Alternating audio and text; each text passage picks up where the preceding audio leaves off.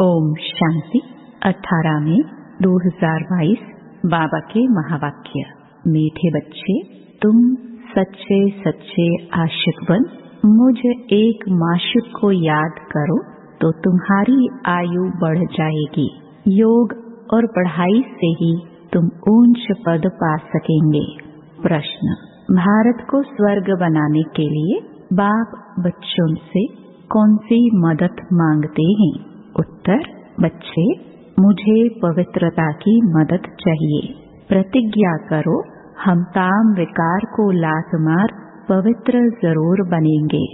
सवेरे सवेरे उठ अपने से बातें करो, मीठे बाबा, हम आपकी मदद के लिए तैयार है। हम पवित्र बन भारत को पवित्र जरूर बनाएंगे। हम आपकी शिक्षा पर जरूर चलेंगे। कोई भी पाप का काम नहीं करेंगे। बाबा, आपकी कमाल है। स्वप्न में भी नहीं था कि हम कोई विश्व का मालिक बनेंगे। आप हमें क्या से क्या बना रहे हैं। गीत तुम्हारे बुलाने को। ओम शांति। लाडले बच्चे यह जानते हैं, हम आत्माएं आशिक हैं उस एक माशिक बाप की। बच्चे जानते हैं आशिक और माशिक का संबंध कितना फीका होता है। वह जिस्मानी आशिक जो होते हैं वह जिस्म पर आशिक होते हैं, विकार के लिए नहीं। बच्चे जानते हैं जब कोई की शादी होती है तो वह भल स्त्री पुरुष कहलाते हैं, परंतु वह भी आशिक माशिक हैं, एक दो को पतित बनाने वाले। पहले से ही उनको पता है, जानते हैं विकारी बनेंगे। अभी तुम बच्चे आशिक बने हो। एक माशिक है जो सभी आत्माओं का माशिक है। सभी उस एक के आशिक हैं। सब भक्त आशिक हैं भगवान के, परंतु भक्तों को भगवान का पता नहीं है। भगवान को न जानने कारण कुछ भी शक्ति आदि उनसे पा नहीं सकते। साधु संत आदि पवित्र रहते हैं तो उनको कुछ न कुछ अल्पकाल के लिए मिलता है। तुम तो याद करते हो एक माशिक को, उससे बुद्धि योग लगाया जाता है। जो बाप भी है, शिक्षक भी है, पतित पावन सर्वशक्तिमान है। उस बाप से तुम योग लगाकर शक्ति लेते हो। तुम्हारा ज्ञान ही अलग है। शक्ति लेते हो माया पर जीत पाने लिए। ऐसा जो विश्व का मालिक बनाने वाला माशिक है, कितना मीठा है। जिन्होंने बाप को अपना बनाया है वह जानते हैं कितना अच्छा माशिक है, जिसको आधा कल्प से सब याद करते हैं। वह जिस्मानी आशिक माशिक तो एक जन्म के होते हैं। तुमने तो आधा कल्प याद किया है। अभी तुमने बाप को जाना है तो तुमको बहुत शक्ति मिल रही है। तुम श्रीमत पर चल स्वर्ग का श्रेष्ठ ते श्रेष्ठ मालिक बनते हो। आशिक बनती है आत्मा। कर्तव्य आत्मा करती है कर्मेंद्रियों से। अभी तुम बच्चों को यह धुन लगी हुई है कि बाप से वर्षा लेना है। विष की लेन देन के लिए जो हथियाला बांधते थे वह बाप ने आकर अब कैंसिल किया है। कहते हैं इन सब बातों को छोड़ अब मेरे को याद करो। जिस्मानी आशिक को भी हर समय खाते पीते उठते बैठते माशिक की याद रहती है ना। उनमें बुरी भावना नहीं होती है, विकार की बात नहीं। अभी तुम याद करते हो एक को। याद के पुरुषार्थ अनुसार तुम अपनी आयु बढ़ा सकते हो। समझो कोई ब्राह्मण कहते हैं कि तुम्हारी आयु 50 वर्ष है। बाप कहते हैं तुम अभी योग बल से अपनी आयु बढ़ा सकते हो। जितना योग में जाते रहेंगे उतना आयु बढ़ेगी। फिर भविष्य जन्म जन्मांतर बड़ी आयु वाले ही बन जाएंगे। योग नहीं तो फिर सजा खानी पड़ती है, फिर पद भी कम हो पड़ता है। भल सुखी तो सब बनेंगे, परंतु योग और पढ़ाई से फर्क सारा पद का रहता है ना। जितना पुरुषार्थ उतना ऊंच पद। धन तो नंबरवार होगा ना। एक जैसे सब धनी हो ना सके।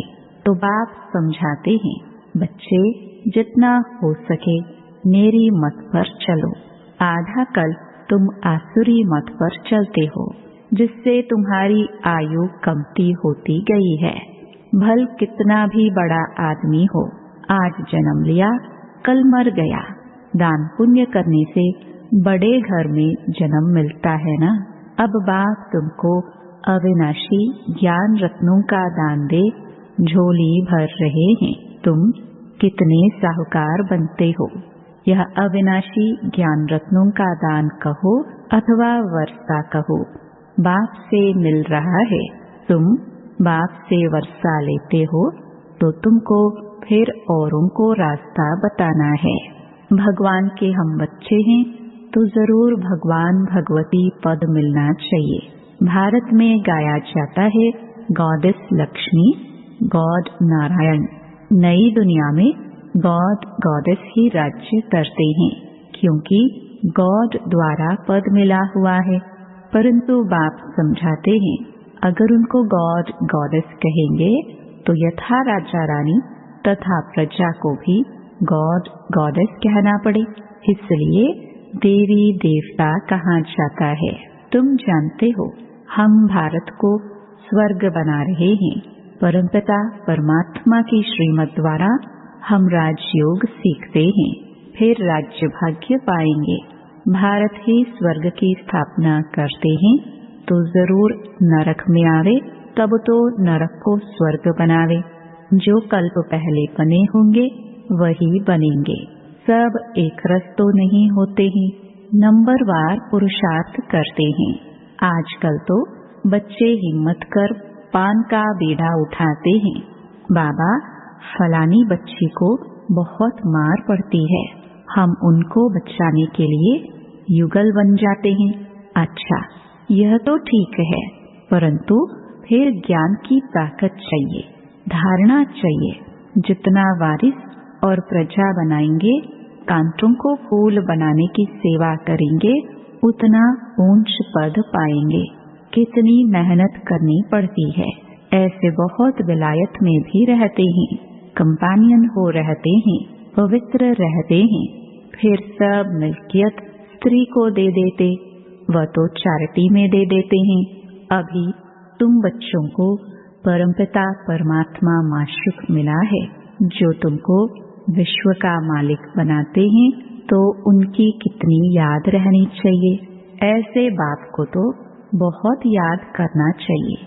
तुम ही बाप को जानते हो, और कोई भी साधु संत आदि बाप को नहीं जानते। यहाँ बाप बच्चों के सम्मुख बैठे हैं। इस समय भल कोई पवित्र रहते हैं, परंतु उन्हें पवित्रता का बल नहीं मिल सकता जितना तुम बच्चों को पतित पावन बाप से मिलता है, क्योंकि वह बाप को नहीं जानते। आत्मा सो परमात्मा अथवा ब्रह्म ही परमात्मा है, ऐसे कह देते हैं। अनेक अनेक मत मतांतर हैं। यहाँ तुम सबकी एक अद्वैत मत है। मनुष्य से देवता बनने की मत मिलती है बाप द्वारा। बरोबर मनुष्य से देवता बनने में देरी नहीं लगती है। मूत पलिती मनुष्यों को आकर पवित्र बनाते हैं। महिमा तो है ना। बाकी शास्त्र तो बहुत सुनते पढ़ते आए हैं, परंतु उनसे कोई फल नहीं मिलता। अभी बाप आए हैं तो उनका सच्चा सच्चा आशिक बनना चाहिए। बुद्धि योग और कहाँ भटकना नहीं चाहिए। गृहस्थ व्यवहार में भल रहो, परंतु कमल फूल समान। भक्ति मार्ग में तो कोई हनुमान को, कोई गणेश को, कोई किसको पकड़ते आए हैं, परंतु वह कोई भगवान तो नहीं है। भल शिव बाबा का नाम भी याद है, परंतु समझते नहीं है। परमात्मा को पत्थर ठिक्कर में डाल दिया है, सूत ही सारा मूंझा हुआ है। सिवाय बाप के कोई उनको सुलझा न सके। भगवान किसको भी मिलता नहीं। स्वयं भगवान कहते हैं, जब भक्ति पूरी हो तब मैं आऊं। आधा कल्प भक्ति मार्ग चलता है, दिन और रात। शुरू में भी पहले पहले जब प्रवेशता हुई तो दीवारों पर ऐसे ऐसे चक्कर निकालते रहते थे जैसे छोटे बच्चे होते हैं। समझ में कुछ नहीं आता था। हम तुम सब बेबीज थे। फिर धीरे धीरे बुद्धि में आता गया। अभी तुम पढ़कर होशियार हुए हो तो बिल्कुल सहज रीति समझा सकते हो। ऐसे नहीं समझना यह बहुत पुराने बच्चे हैं, इसलिए हमसे होशियार हैं, हम तो इतना पढ़ नहीं सकेंगे। बाबा कहते हैं, पिछाड़ी में आने वाले बहुत आगे जा सकते हैं, देरी से आने वाले और ही दिन रात योग में मस्त हो लग पड़ेंगे। दिन प्रतिदिन पॉइंट्स बहुत अच्छी मिलती रहती है। परमपिता परमात्मा स्वर्ग का रचयिता है तो उनसे वर्षा मिलना चाहिए ना। सत्युग में था, अभी नहीं है, तब तो बाप फिर देने आए हैं। कितने उपाय किए जाते हैं कि बच्चों को कुछ समझ में आ जाए और योग में लग जाए। कोई कहते हमको फुर्सत नहीं। इस याद से ही तुम सदैव के लिए निरोगी बनेंगे, तो उस धंधे में लग जाना चाहिए ना। इसमें स्थूल कुछ भी करने का नहीं है। लौकिक बाप की याद रह सकती है, पारलौकिक बाप को क्यों भूल जाते हो। बाप कहते हैं, तुम भारतवासियों को 5000 वर्ष पहले भी वर्षा दिया था ना। तुम विश्व के मालिक थे ना, क्या यह भूल गए हो। तुम सूर्यवंशी थे, फिर चंद्रवंशी, वैश्यवंशी बने, अब फिर ब्राह्मण वंशी बनाने आया हूँ। ब्राह्मण बनेंगे तब तो यज्ञ की संभाल कर सकेंगे। ब्राह्मण कभी विकारी बन नहीं सकते। अंत तक तो पवित्र रहना ही है, तब नई दुनिया के मालिक बन सकेंगे। कितनी भारी प्राप्ति है। तुम बाप को याद नहीं करते हो। बच्चा बनकर और बाप को याद न करे, ऐसा तो कभी होता नहीं। बाप को भूल जाएंगे तो वर्षा कैसे मिलेगा। यह तो आमदनी है ना। साधु संतों के पास तो प्राप्ति कुछ नहीं है, सिर्फ पवित्रता का बल है, ईश्वरीय बल नहीं है।